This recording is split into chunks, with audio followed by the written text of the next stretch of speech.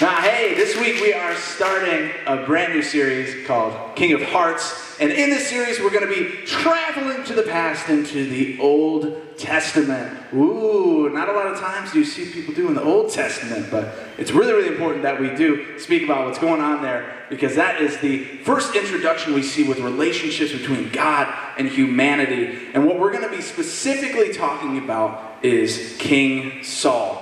And this is not Saul as in turns into Paul later on. This is King Saul in the Old Testament, and there's some wacky, crazy, wild stuff that goes on in his life. And we're going to be going over a lot of what happens throughout his life, throughout this series. And the Old Testament gives us this initial relationship we see between God and man, like I said before. And let me kind of give you the platform for it in case you don't know what's going on before this. So we have the Garden of Eden. And following that, we have the flood, and then the restoration of man. And God chooses to redeem the world from its sinful desires and problems, and then chooses this lowly group of people to be his chosen people called the Israelites. And so the Israelites are set apart. They're kind of made to be God's chosen people. And ultimately, as we read in the New Testament, this is the line that Jesus comes from. So it's a pretty important line of people. And the fact that Jesus would come from the Israelites makes this group pretty unique. And even more than that, what makes them unique is this group of people worshipped one God, our God, the one true God.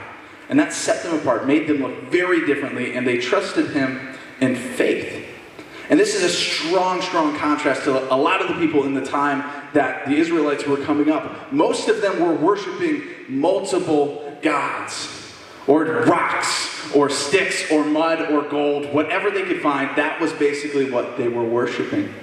And so the Israelites set themselves apart and made God famous through this way. This is the start of the spreading of the goodness of God.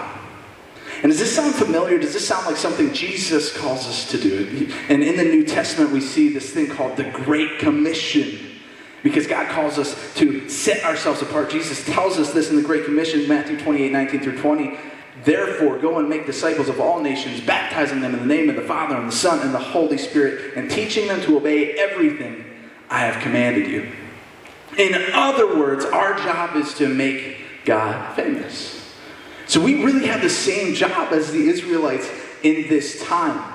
And we're all setting up the Israelites here. And in the Old Testament, in the New Testament, and where we are now, we have different cultures. Do you think that the Old Testament Israelites live in the same culture like we have now? Probably not. It's pretty significantly different.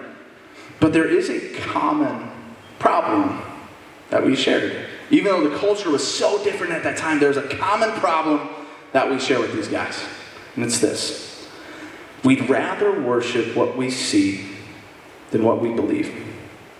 See, Israel in their time was surrounded by all these different nations that worshipped all these different gods. And within those nations, they didn't just have a worshiping of gods. They had a king. They had somebody that they could look to rather than a God that they couldn't physically see. And as a result, Israel would go only so long being okay with not having a head figure. See, God was doing everything for them. God was setting them up for success and bringing them into the promised land and setting them up for everything they would ever need. But they wanted something more, something tangible, something physical that they could turn to and look at. And let me kind of put this into perspective for you guys that might be a little bit easier is think about if you're surrounded by people that are in really healthy relationships, or even sometimes not that healthy, and you're not. And you're like, man, I really desire to be in a relationship. Like, that's something I want. I see that's tangible. It's something that I desire. I really, really want that. Or even something else is a new iPhone. Like, I have the XR. I'm like 4 behind here. I'm like way behind on my iPhone game. And I see all these people with the brand new iPhones, and I'm like, I wish I had the new iPhone. That'd be cool. And we get so caught up on this, ooh, it's shiny, it's new, it's great, it's awesome. I want that thing, that's the only thing we can focus on. And for Israel, this was a king. They wanted a king. And the reason for that kind of makes sense. It kind of makes sense. Israel had a problem. they were concerned about their future leaders. And if we can start to understand why they were concerned, we have to look at Israel's leadership structure. We have to look at how Israel was set up. In the Old Testament, the people of Israel would hear from God through what's called a prophet. And in this time that we're going to be talking about, the prophet's name is Samuel. And Samuel, he was kind of this older dude, but he was the voice of God. He was literally the voice that was used that God would move through. And if you had any questions for God, if you had something that you had to bring to God, you would talk to Samuel. There was no like, here's your 20-minute devotional this week. There was no verse of the day. There was no Bible at this time. The voice of God was spoken through Samuel. So if you had anything that you wanted to bring to God or had to ask God, you went to Samuel. And for a time, Israel was okay with this system. Israel was like, yeah, this works out. This is pretty cool. We got like a direct connection to God. It's different than what we have now. We have the Holy Spirit within us. It was a different kind of thing back then. And they were like, yeah, this is fine. But at a point, they saw what was going on around them. And they began to want what the others had. And they thought, oh, the grass is always greener on the other side. There's something better out there. We know it. There's got to be. And Israel had a pretty legitimate problem on their hands when it came to Samuel. And it wasn't Samuel himself. Samuel was considered a great godly man and an awesome person. But he was getting old. Samuel's getting old.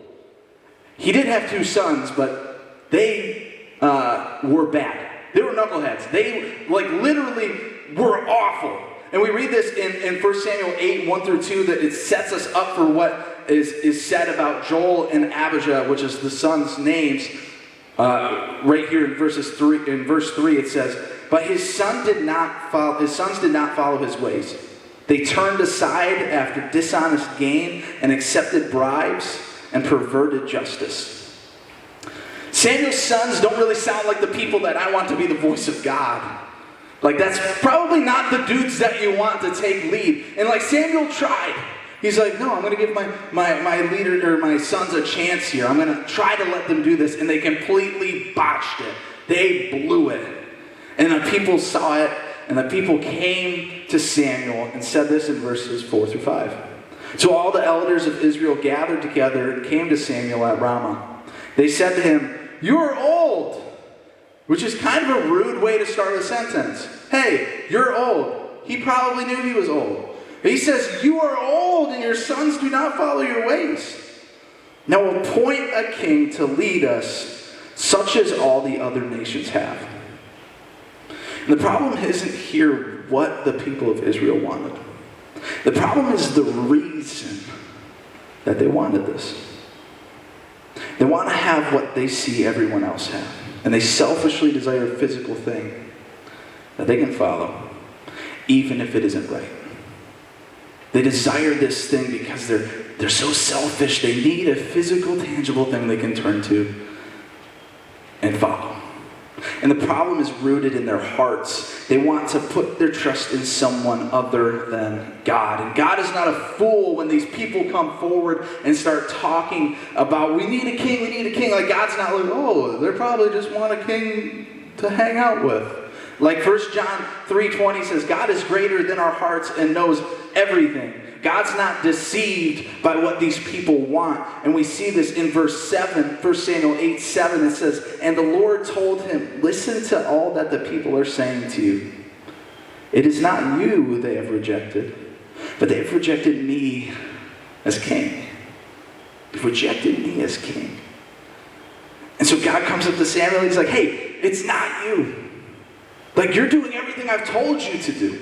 Like, don't be worried in a way that you did something wrong. These people are literally turning to me and saying they are looking for someone else to be the king of their hearts. And the fact that these people are basically spitting in the face of God after everything that he's done for them. And then, the only way we can explain it is it breaks God's heart. Like, we can't actually break God's heart, but it was not what he had intended. And the people don't even know what they're really asking for. Because sometimes the worst thing that can happen is God to give us what we want.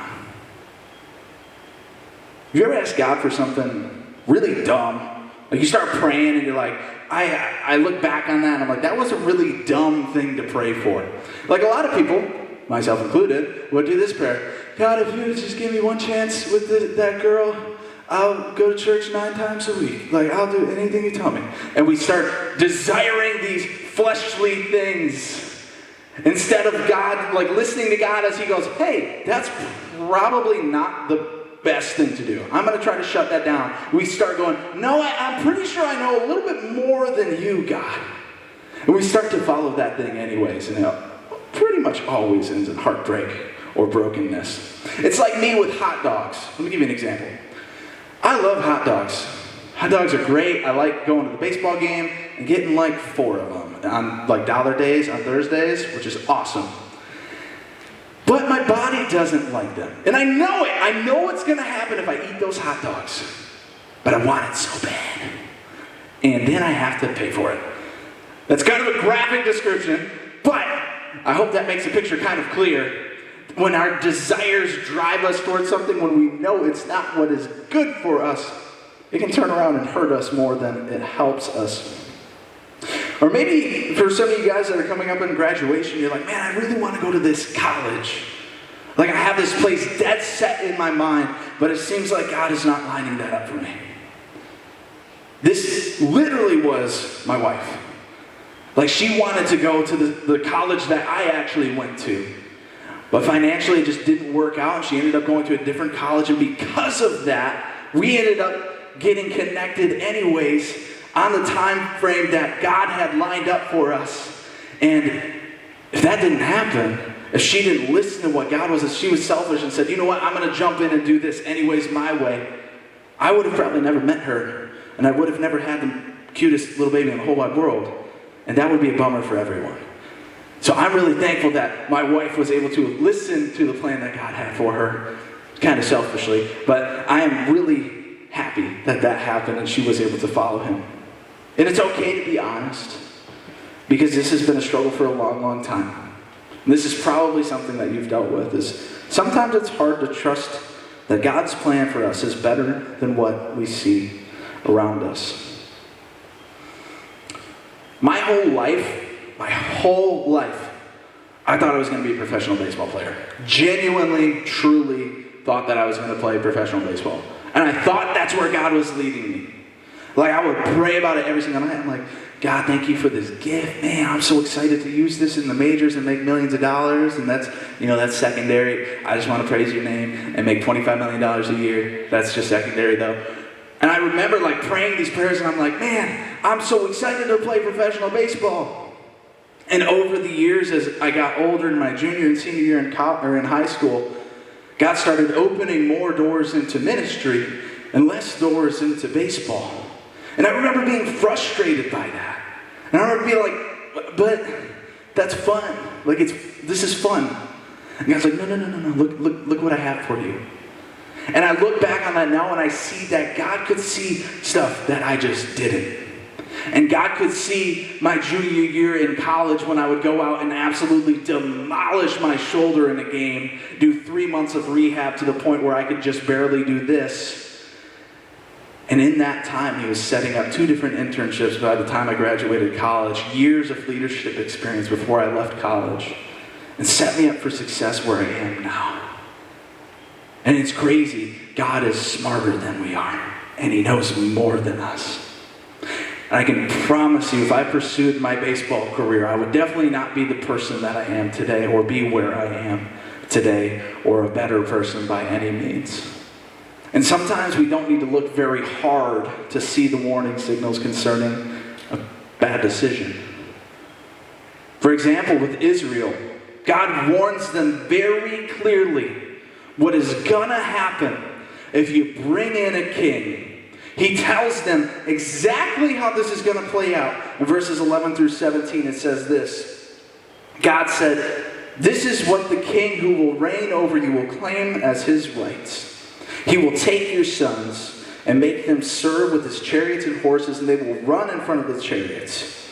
Some he will assign to be commanders of thousands and commanders of 50s, and others will plow his grounds and reap his harvest, and still others to make weapons of war and equipment for his chariots. He will take your daughters to be perfumers and cooks and bakers. He will take the best of your fields and vineyards and olive groves and give them to his attendants. He will take a tenth of your grain and your vintage and give it to his officials and attendants, your males and female servants, and the best of your cattle and donkeys he will take for his own use. He will take a tenth of your flock, and you yourselves will become his slaves. Notice how many times God says, take here. Notice how God very clearly shows how this power will come in. And we often fall into this trap that we see something that we think is good, and we think in return we will receive something good. But in reality, a lot of times it ends up being something that takes more than it gives. And I can give you a really good example of that because we just went through a series that talked about this in relationships. And if you look at how sex affects you, it, outside of God's design for it, is physically, mentally, psychologically, and spiritually damaging to you. Oh no, but it's good, and you have to do it before marriage, because if you get into your marriage and you don't know how to do it, you're going to ruin your marriage. Literally, statistically, that is wrong. And we still fall for it. Because, ooh, it's shiny, it's new, it looks good, it looks awesome. And the world tells us it's better. And we get so mixed up in that, we forget God's design. I mean, think about social media even. Anybody ever left social media going, wow, I feel better. Like, wow, that was a good time. More than often you leave there going, wow, I wish I looked like that person, had as much money as that person, got to do what that person did. You don't really leave there feeling refreshed. You leave there feeling poisoned. But the world keeps telling you, hey, you should go check out what they're doing. You should see what they're doing. And that's the desire of this world and its brokenness, because it's shiny and it's new and it looks good on the surface. And sometimes one of the worst things that can happen is God actually give us what we want. And so God gives the people what they want. And that's King Saul. And if we read chapters 9 and 10, which you can go through and read that, and it kind of gives you an outline of how Saul becomes king. And basically, I can give it to you in a short story. Saul goes out to look for some lost donkeys, and then he becomes king. That's pretty much it. Samuel meets him out there and goes like, hey, come back with me for a minute. He's like, okay. And then they go back and he goes, hey, you're going to be king. Cool. That's basically how the king is brought to be. God obviously aligned that to be that way, but that's pretty much it for the story of how Saul becomes king. And the people quickly fall in love with Saul. They see him and he's this strong, tall, turns out to be a great military guy. And they're like, man, this guy's awesome. And Samuel gets kind of pushed to the side and becomes old news. But Samuel doesn't just go out without his last hurrah or his last couple sayings, because Samuel has some more to say about what God intends for his people and what God has lined up and how God has earned the right to be their king. Yet despite all this, God's chosen people of Israel turned against him. And so Samuel starts talking and he's bringing thunder on command. And the Israelites are like, please don't kill us. We didn't mean it. Sorry. And they start freaking out and Samuel's like talking and there's thunder and it's this big crazy moment. And Samuel responds like this in verses 20 through 21 and 24. Do not be afraid. You have done all this evil. Yet do not turn away from the Lord, but serve the Lord with all your heart. Do not turn away after useless idols. They can do no good, nor can they rescue you, because they are useless.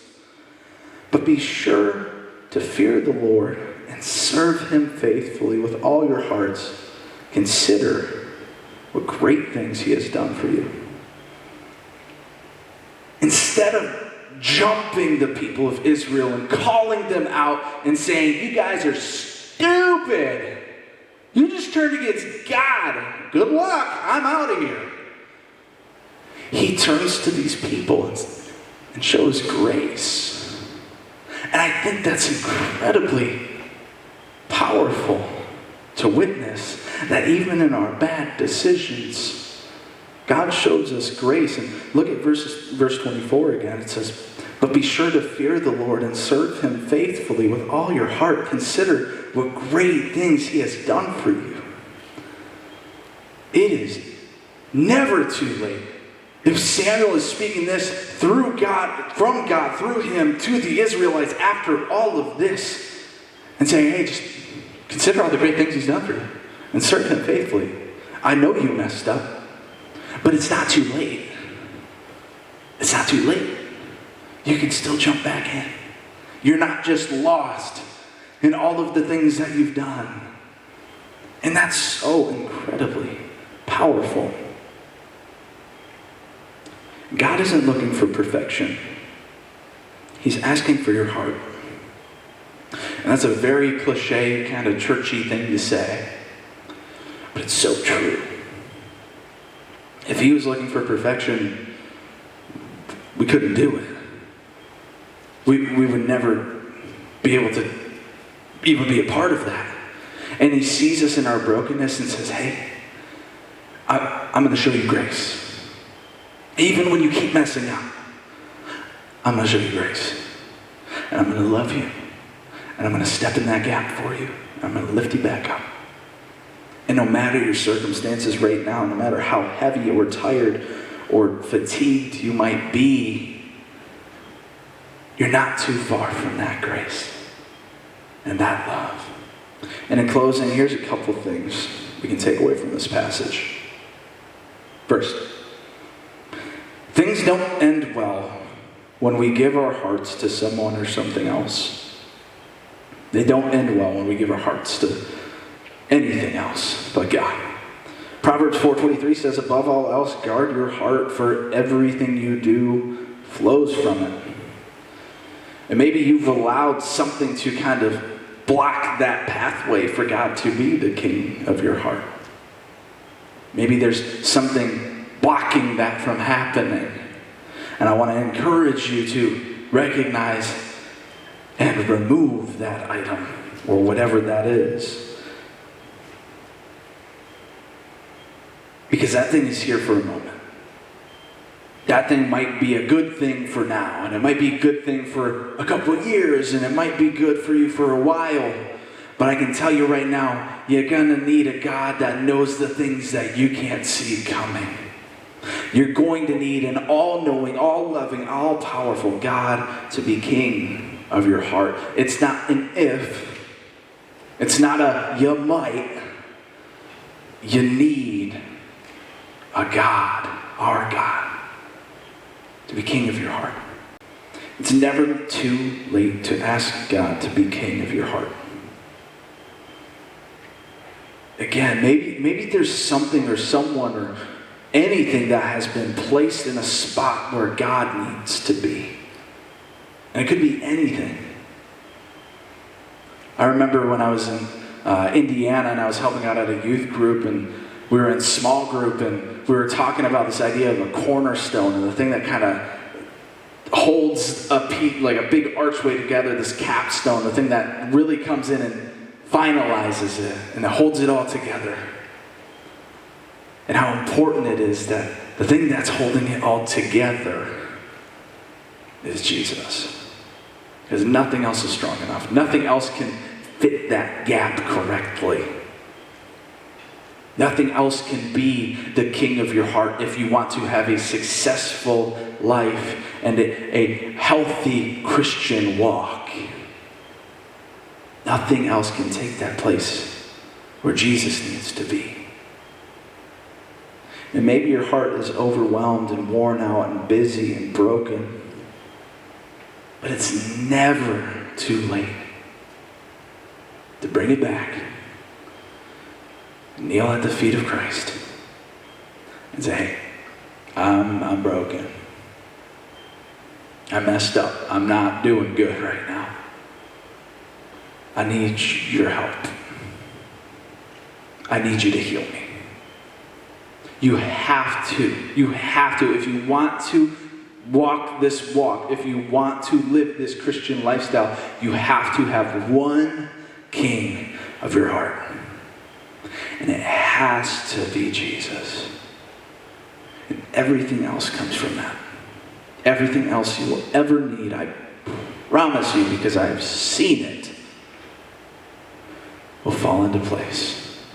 Does that mean every single dream and every single want you have will happen? No. I want $1 billion. I probably won't have $1 billion. I'm okay with that because God provides in the way that I need, not what I want. Because if God gave us everything we want, we would be in big trouble. Because God is a lot smarter than us. Ask Jesus to take charge of your life. Tell him that you want to follow him and ask him to rule your heart, because it's not too late to follow Jesus, because he's all about grace. It's hard to accept. It's really, really hard. If we look at grace as a whole and in our life, what that looks like, we would reflect that on our life and say, you know what, I don't deserve that. I don't. Like, I'm not good enough to receive that. And if that's our perspective, we'll never be able to receive it. But man, if anything helps, look at these people. They basically spit in the face of God after he gave them everything they need. Look at a lot of people throughout Scripture. Look at Saul, who turns into Paul in the New Testament, who ends up giving us most of the New Testament. This guy that was killing and persecuting and destroying Christians, people that were following Christ, turned out to be one of the most profound and incredible writers that teach us how to live a Christian walk ever. If God can redeem through that, you're not too far away. You're not too far away.